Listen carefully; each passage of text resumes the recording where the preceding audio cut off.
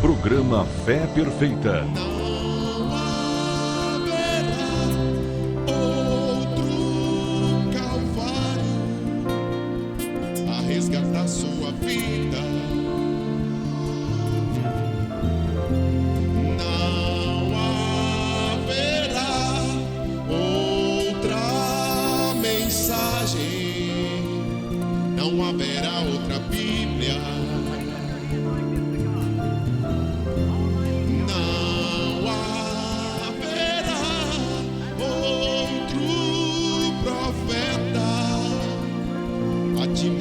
Saída.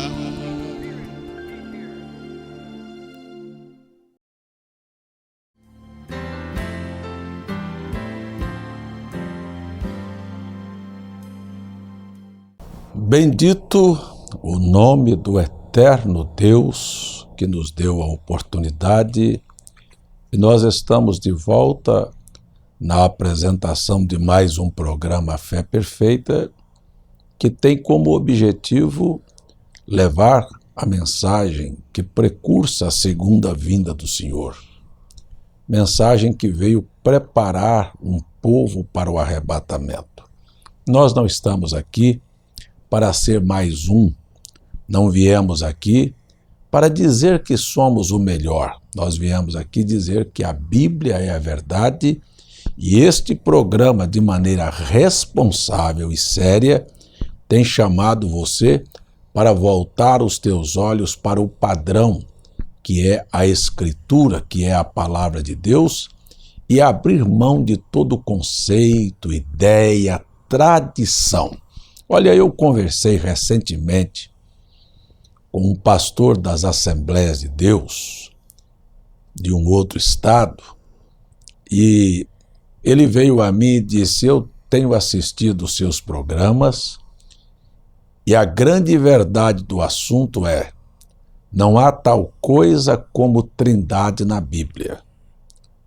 Não há tal coisa como batizar alguém nos títulos Pai, Filho e Espírito Santo. Não existe um só crente batizado na Bíblia nos títulos Pai, Filho e Espírito Santo. Essas são palavras que eu ouvi recentemente da boca de um pastor, e disse: se alguém quiser seguir as Escrituras, deve abrir mão destes preceitos e viver o padrão da Bíblia, porque tudo isto que a igreja tem ensinado não é nada mais, nada menos do que seguir uma tradição humana. Eu queria só te perguntar: te fará bem seguir a homens, a tradições, e quando chegar no último dia ser reprovado? Eu falei recentemente sobre onde penso que os pentecostais falharam. Falharam em deixar a palavra, falharam em seguir simplesmente emoções, sensações e viver a sua própria experiência. Isto é, de alguma maneira, o mesmo espírito da Igreja Católica, que diz que a cada Papa que sucede outro, na verdade, a cada concílio que é dirigido, a Igreja toma as suas decisões e aquilo se torna a palavra.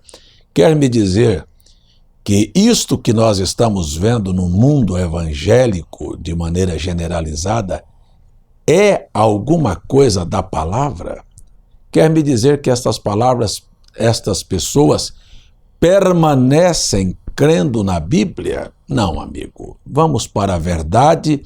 Não estou aqui para acusar, estou aqui chamando a sua atenção que fora da palavra tudo é engano.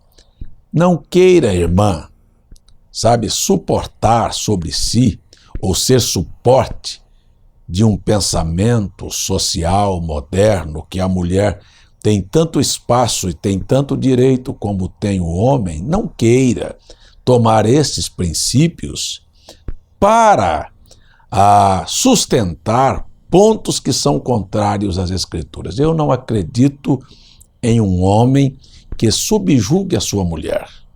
Eu não acredito que um verdadeiro homem fará da sua mulher, sabe, um produto inferior.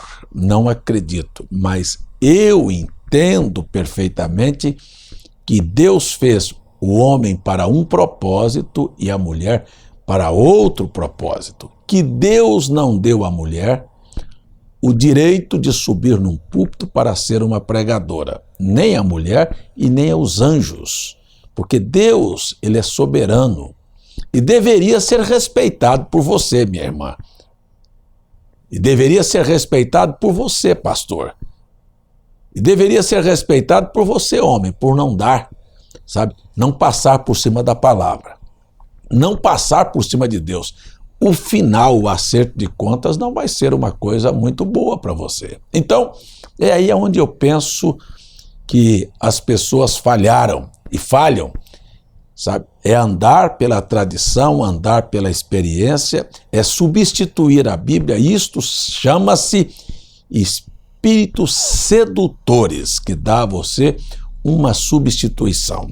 Eu quero chamar a sua atenção aqui para o programa de hoje, quando nós vamos ler a Bíblia, na primeira carta de Paulo aos Coríntios, capítulo 11, verso 26, porque eu recebi do Senhor o que também vos ensinei, que o Senhor Jesus, na noite em que foi traído, tomou o pão, e tendo dado graças, o partiu e disse, tomai e comei, isto é o meu corpo que é partido por vós, fazei isto em memória de mim.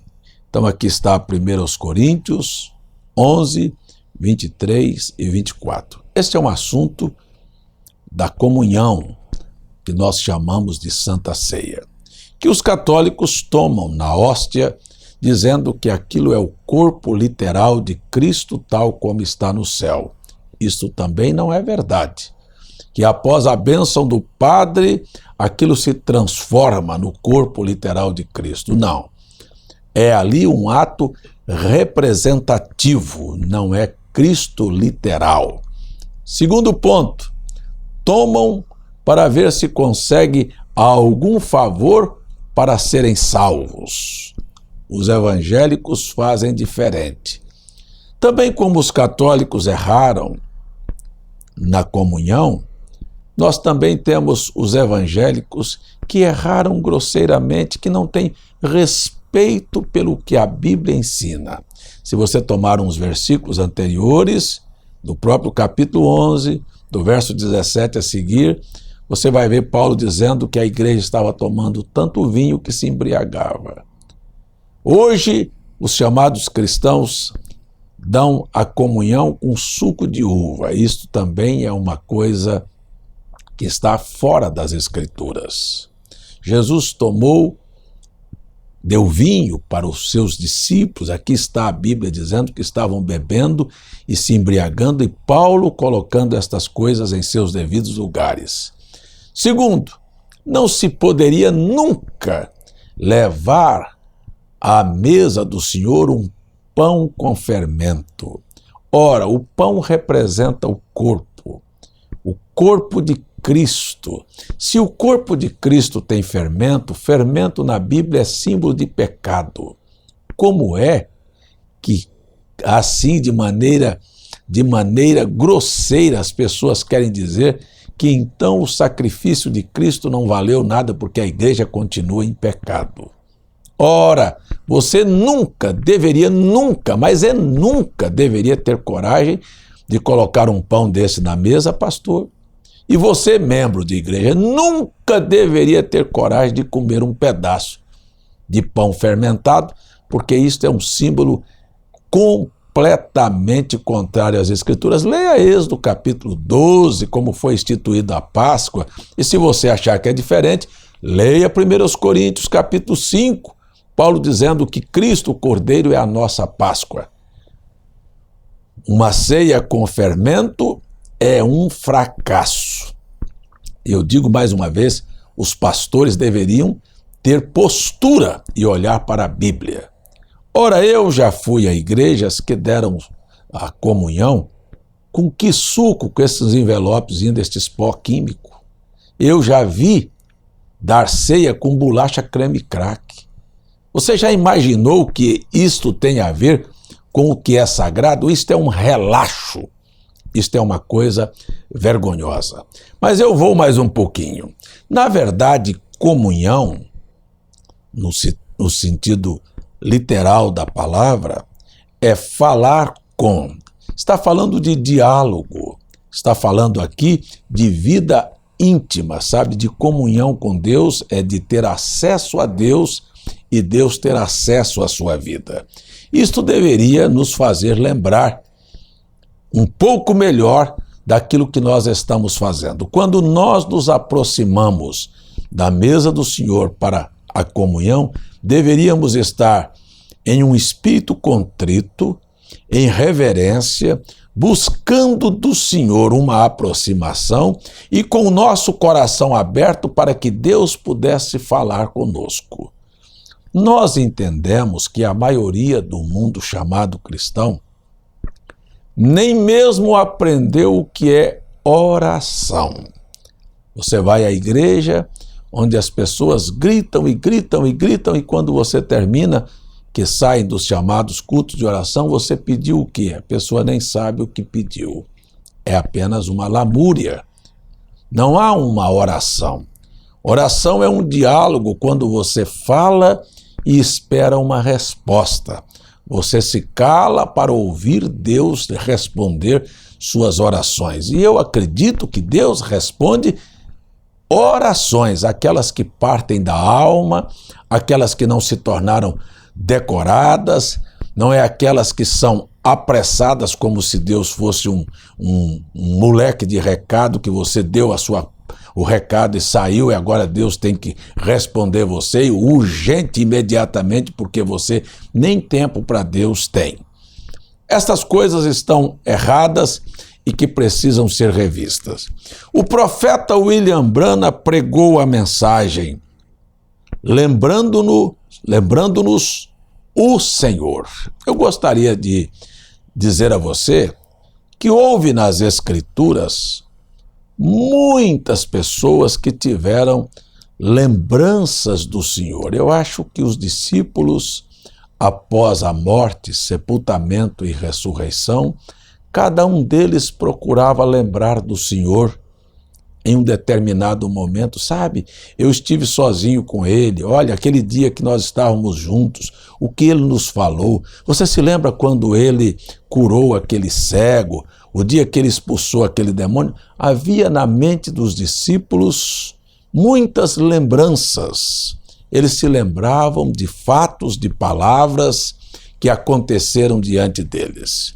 Se você buscar na Bíblia, no Velho Testamento, desde a aparição de Deus a Adão, a aparição de Deus a Noé, a aparição de Deus a Abraão, a voz do Senhor com aqueles personagens, cada um deles, na história, em momentos da vida deles, se lembrava, olha, hoje estou vivo porque o Senhor veio a mim, me falou tal coisa, me livrou. Noé poderia contar a história do dilúvio para nós aqui, fato por fato, dia por dia, de uma lembrança clara que ele tinha do Senhor. A Bíblia apenas relata os fatos, mas eu tenho certeza que cada um destes personagens tem um momento que eles tiveram com Deus que se tornou marcante na vida deles. O Abraão, da mesma maneira, desde a sua chamada da terra de Ur, a sua peregrinação, o encontro com Deus, o dia em que Deus lhe mostrou as estrelas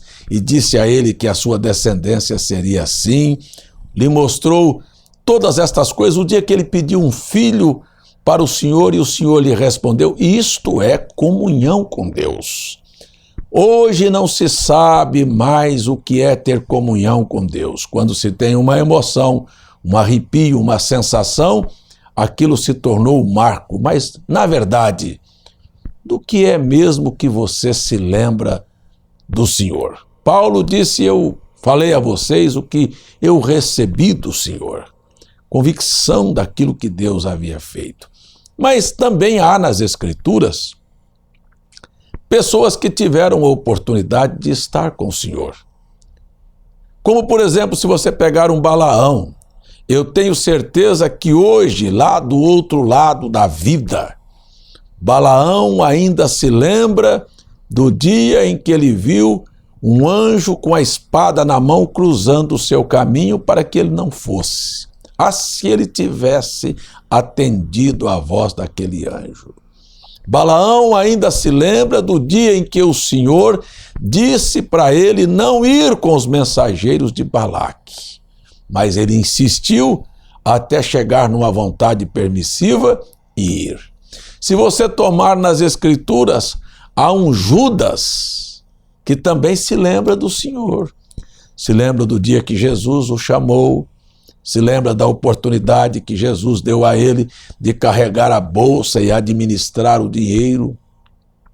Se lembra do dia da oportunidade em que ele foi procurado pelos fariseus para vender o seu próprio Cristo, vender a sua própria consciência. Do outro lado, na eternidade, eu quero lembrá-los que existem dois mundos que são reais. Aqueles que partiram desta vida com o Senhor se lembram do seu escape, do momento glorioso que tiveram com Deus aqui na terra e do que aquilo significa para eles. Do outro lado, na eternidade, porque isto é que é inferno, é um estado de espírito, ainda se lembram da oportunidade que tivera aqui na terra em que Deus lhes falara e que eles foram rebeldes. Você pensa que Judas esqueceu da última ceia? Você pensa que isto não o atormenta do outro lado no inferno? Quando ele se vê metendo a mão no prato com Jesus e Jesus dizendo: aquele que comigo come há de me trair? Estas coisas estão vivas nas lembranças, na mente destas pessoas do outro lado na eternidade. Você pensa que Pilatos, quando recebeu a Cristo, enviado pelos sacerdotes, ainda não se lembra na sua consciência?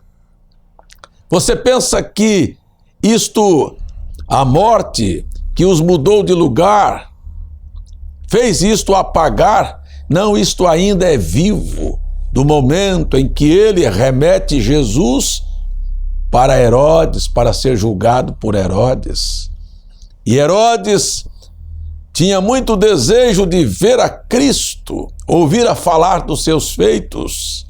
Você pensa que na mente de Herodes apagou a imagem do momento em que ele mandou vestir o Senhor como um palhaço?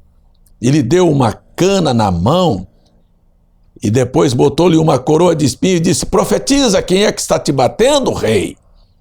Você pensa que estas coisas fugiram da mente dessas pessoas? Não.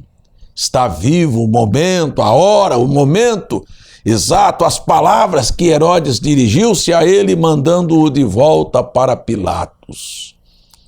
Você acha que o barulho das águas em que Pilatos pensara que se livrara de Cristo lavando as mãos não o atormenta no inferno, dizendo: ele estava nas minhas mãos, eu tive a oportunidade de estar com Cristo e perdi a oportunidade, e aqui está a situação de um homem do outro lado desesperado. Inferno é um estado de espírito em que a alma que foi dada como instrumento de Deus para avisar as pessoas do bem e do mal, da oportunidade da vida ou da perdição, é afastada por algum momento, mas que após a aproximação da morte, esta alma volta e agora diz à sua consciência: você teve a chance, você teve a oportunidade, ele esteve nas tuas mãos, você o mandou, você disse vá para Herodes, você disse volta para Pilatos. Você acha que estas coisas morreram da consciência dessas pessoas? Não, meu amigo. Não morreram, e você se lembra, eu estou falando isto consciente do que estou falando. A Bíblia fala de um jovem mancebo de qualidade que veio a Cristo, ele se lembra disto, e disse: bom mestre, o que fazer para herdar a vida eterna? Ele disse: guarda os mandamentos. Ele disse: quais? não matarás, não adulterarás. Isso eu faço desde a minha infância. Jesus disse, então vá, vende o que tem, dá aos pobres e vem e siga-me. Ele ainda se lembra destas palavras, ele ainda se lembra do olhar de Jesus, ele ainda se lembra das pessoas que estavam ao lado e ouviram esta conversa. Ele saiu, ele aumentou seus celeiros, ele ganhou mais dinheiro, ele ficou mais famoso. Ele bateu no peito e disse, come, bebe, regala-te, ó alma, porque meu Senhor tarde virá. Ele ainda se lembra da voz que disse, hoje mesmo ouvirás por detrás de ti uma voz, louco, hoje pedirão conta da tua alma e o que tens para quem será. Isto são palavras que ecoam na mente daquele jovem rico no inferno, que lá do outro lado disse, pai Abraão, estou em tormento. Olha, ele se lembrava do pai Abraão, estou em tormento. Manda Lázaro, que ficava à minha porta, molhar o dedo e vir aqui me socorrer das minhas tormentas. Disse, não, quem está daqui não passa para o lado de lá, e quem está de lá não pode passar para cá. Então envia a Lázaro na terra novamente, para que avise aos meus irmãos, eu tenho 5 irmãos na terra. Disse, não, lá na terra tem Moisés, tem os profetas. Sabe, estas coisas, caro amigo, são reais, a vida eterna, a vida que começa após a sepultura é real. Para onde você vai? Que lembranças você levará dos seus adultérios, das suas mentiras, das suas fornicações, das oportunidades que Deus falou à sua consciência que você não deveria fazer isto e você continuou fazendo? Talvez você dirá, não, ele nunca me falou, e este programa que entra na sua casa? E essas verdades que são ditas aqui, que você sabe que são verdades e que é o Senhor insistindo com a sua alma, e você simplesmente desconhece. Um dia você se lembrará que ouviu esta voz, que viu esta imagem, dizendo a você, olha, irmãos telespectadores de todos os sistemas denominacionais, Deus enviou um profeta, Deus mandou uma mensagem. Não estamos aqui para ser mais um, para formar uma denominação, mas estamos aqui chamando você para uma aproximação de Deus, para que você tenha de fato um encontro com Cristo. E quando você tiver de fato um encontro com Cristo, a igreja que você frequenta não vai querer você lá. Porque não quiseram Cristo quando ele esteve aqui. Você se lembra disto? Não quiseram Cristo. Os fariseus não quiseram, os saduceus não quiseram, os herodianos não quiseram, ninguém queria, porque ele estava contra a uma religião falsa, organizada, simplesmente de aparência, que na verdade professava uma coisa e vivia outra, e Jesus destinou o capítulo 23 do Evangelho de Mateus, ai de vós, escribas e fariseus hipócritas, sabe, que apresentam uma coisa e vivem outra. Está na hora, você se lembrará que Cristo te deu uma oportunidade através deste programa, de abandonar um preceito, uma tradição de 3 pessoas que você não encontrou na Bíblia, mas ficou porque era a sua igreja, porque você tinha cargo, porque você tinha posição, porque você tinha boas amizades, porque a sua família não iria te entender e você não quis perder estas coisas. Ah, você vendeu ao Senhor como Judas vendeu, estas coisas também estarão na sua consciência. E vocês, Balaões, amantes do dinheiro e do prêmio da iniquidade, que buscam fama e posição, se lembrarão que a espada esteve na mão do anjo, dizendo, cercando o seu caminho e dizendo, arrependam-se, sejam batizados, comecem de novo, voltem para a Bíblia, não saiam da palavra. Vocês, mulheres e homens, não, isto na eternidade ecoará nas vossas mentes. Houve um programa, houve um pregador, ele mostrou pela Bíblia e nós seguimos com a nossa própria interpretação. É melhor parar, é melhor voltar atrás, é melhor dobrar os joelhos e pedir a Deus um esclarecimento do que partir para a eternidade com uma mente e uma consciência que lhe levará a um inferno, a um estado de espírito. Você rejeitou o Senhor. Lembra que eu disse para você não participar de uma ceia com um pão imundo, com suco de uva? Lembra que eu disse para você vestir honestamente? Lembra que eu disse para você abandonar os púlpitos? Vocês vão lembrar dessas coisas? Estas são palavras que passarão céus e terra, mas elas permanecerão sendo a verdade e a palavra de Deus. Se ela não serve para você, ela serve para mim, porque ela me dá vida eterna. Eu vou parar, porque o meu tempo acabou, mas vou chamar a você. Lembra-te do Senhor. Lembre do Senhor nesta hora.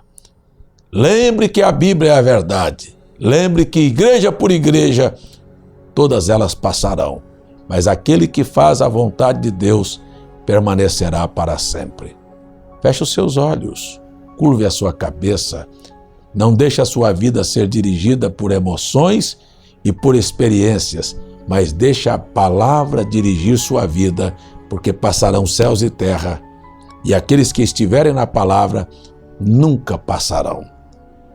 Deus Pai, no nome de Jesus, eu oro que o Senhor abençoe a vida, o lar, a família, a alma de cada uma destas pessoas e não lhes deixes esquecer de que foram advertidas por Ti para voltarem, para permanecerem junto com o Senhor. Fale a alma daqueles que falam contigo, daqueles que realmente dizem: Senhor, eu não quero me perder. Responda ao clamor desta alma, em nome de Jesus Cristo. Amém.